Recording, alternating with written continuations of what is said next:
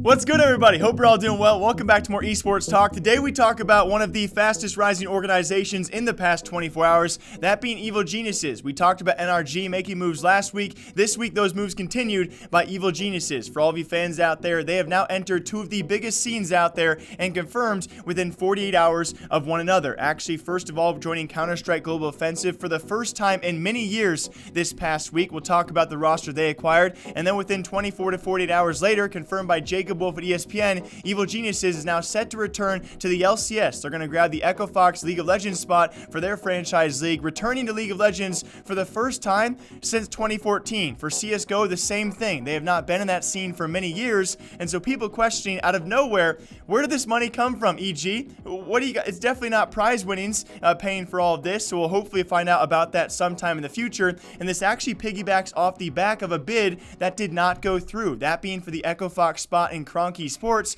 If you guys remember, we covered this as well, as did Jacob Wolf. It was actually their partner, the Sentinels, who backed out last second, and they said, no, you didn't talk to us, Cronky, about this bid. That bid then falls through. Of course, the auction process goes back to Riot, and one of the previously rumored also bidding teams, that being Evil Geniuses, they come knocking back at the door, and they grab an LCS spot for the first time in many years. And so I think it's a fair question to wonder where the heck this money is coming from, right? They did not enter very quietly. We all know the speculated price that Cronky Sports was about to pay for Echo Fox. We're going to assume it's probably around there, guys, that being around $30 million plus. I think it's going to be at least probably $25 million estimated that Evil Geniuses paid at the very least to get into League of Legends. Alongside that, when they entered CSGO, they bought out one of the best American rosters, the number 2 American roster to be exact, NRG, supposedly paying a rumored amount of $3 million for that entire team, plus the salaries for both those rosters. You got to imagine they had some huge investment, which hopefully Jacob Wolf, other reporters out there, will break sometime soon,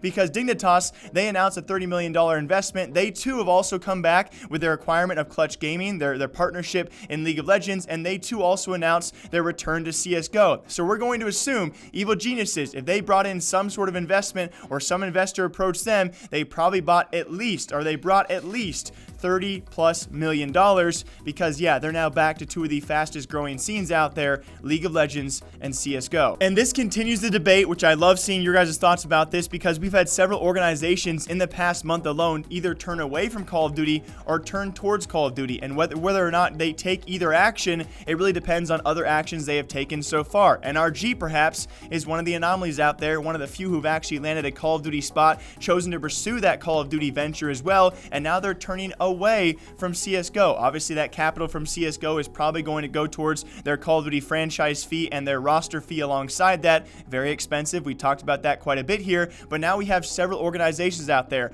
100T, Dignitas, alongside them, Evil Geniuses. Dignitas not really known for their Call of Duty scene, but 100T and of course Evil Geniuses have directly turned away. They have avoided the Call of Duty League, and they are now going towards these bigger leagues like that alongside Dignitas, returning to CSGO and going into League of Legends. And so it really does make you wonder which of these organizations. I've talked with my podcast partner about this, that being Zan, and I ask you guys as well, what do you think about this? Because we certainly have a lot of organizations out there taking big risks. NRG have decided that Call of Duty is the risk they want. 100T has decided that no, that's not the risk they want. They want CSGO. Dignitas wants League of Legends and CSGO. Evil Geniuses wants League of Legends and CSGO to be their risks, and we're going to find out years from now what risks actually truly do pay off, and which ones do you guys think will. As always, though, my name is Jake, breaking down esports and gaming news here every single day. NRG was all last week. This week, all Evil Geniuses.